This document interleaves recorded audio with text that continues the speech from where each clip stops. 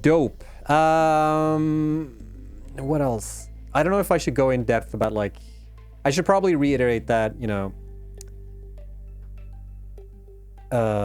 I think most people here already know this, but update 6 is going to be a bit different compared to the previous updates, because we've been focusing more on like finishing the game and getting it to 1.0, and it's not really possible for us to do that when we're releasing the kind of updates that we've done in the past. So there probably won't be any more big updates, honestly, to similar to what we've seen before with like update 3.4.5. The updates will be more focused on like different sections of the game. I don't even know if there will be like another update like this coming to before 1.0, because we haven't really decided what we do yet. But you know, the options are always there. But it won't like probably be a bigger update.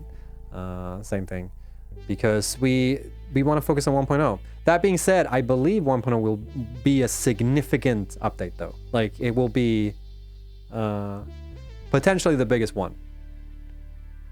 Maybe. We'll see. We also like in terms of spacing them for release, we also don't know that either, because we also don't know. We will know once this update goes out, you know, how we're doing in terms of the full production plan. But it's possible that like, what if we delay this update a little bit, then that might affect like how we release the other updates. So we might do minor updates for the game, you know, more like, what should we call it? Like as time goes on between now and the 1.0 release. At least for the updates where we feel like we really need you guys' opinion and like feedback on stuff.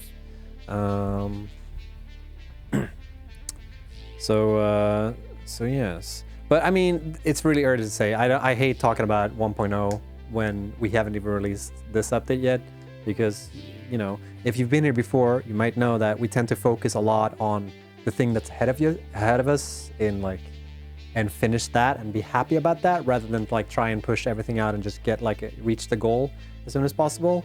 There's benefits and problems with that, because like we've been moving the goalposts a little bit when we're doing it that way, but I think we make a better game overall doing it that way. And now especially we're taking the time to like really finish the things that we're working on, like the systems that we have built to come and play, for the game as a whole instead of just for the update. So yeah.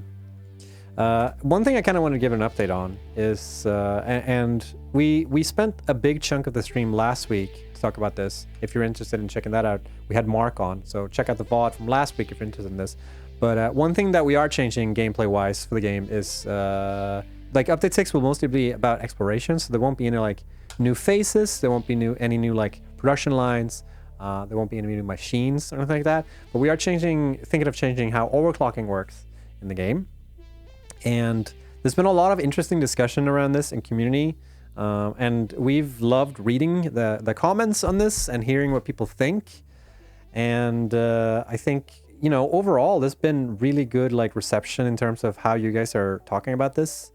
So we're really happy. We're kind of glad that we did put out this information beforehand to like see what you guys think. I think we're leaning towards doing the linear thing. And there's a couple of reasons why we're leaning towards doing complete linear compared to like, there's many different like ways we could have done this. And we have like listened to you guys a lot. And I'm sorry if I haven't replied to like people DMing me about this, because I've gotten so many DMs about this and I can't really add anything to the discussion. But I am reading everything. I'm forwarding things. We've seen the posts on QA side essentially. But essentially, the main reason why we are aiming to do it linear instead of doing it the way it is right now, if you didn't know, the game does not follow it follows a non-linear formula for how power is consumed when you're overclocking. The main reason why we are thinking of switching to linear is because we want to improve the whole exploration aspect of the game with this update. And one big part of that is the slug collection thing, right?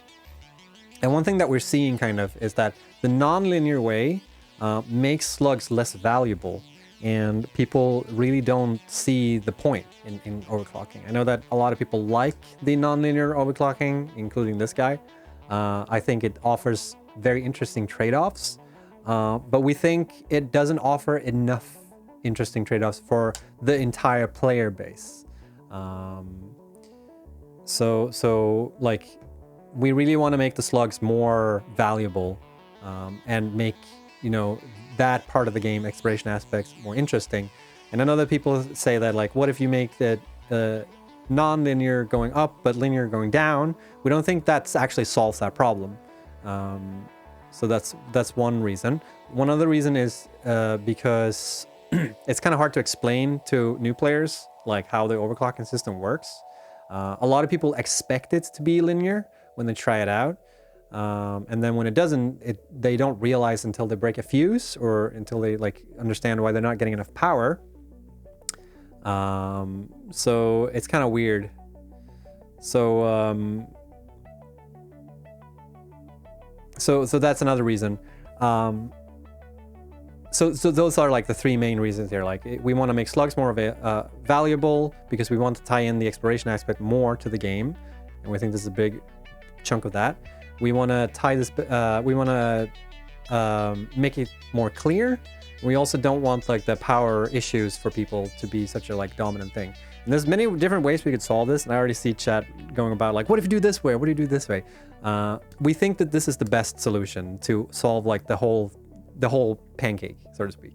There's many different ways we could solve like all these things in different ways. Like, we could improve how we communicate, like how it's non-linear. We could improve the UI.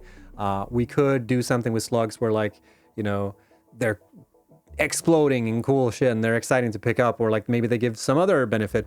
But like, a lot of game design goes down to making decisions that aren't super like, sometimes you want to kind of grasp the cheap direction. I say cheap, the more efficient way. And this is honestly the best solution that we see that isn't like cost effective, so to speak. But like, we probably won't like commit to like having this be the thing in the game forever until we try it out. And that's sort of what we're gonna attempt to do in update 6. So, you know, even if we do go with linear power overclocking in update 6, that might be not be the case for 1.0. We might find that, you know, it might need to do like all these knickknacks to like get it working. But yeah, essentially that's the main reason. And, you know, we could be discussing that until the end of time. But we can't do that because we need to move on to community highlights. So yes,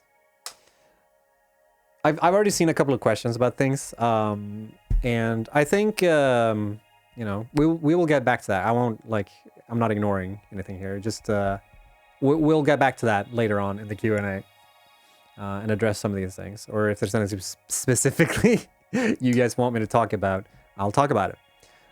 But I really want to dive into the community highlights because I don't want to like I don't want to shimmy that aspect of the stream away, because I really think, like, even if we're working on things, I think community are also working on really cool things.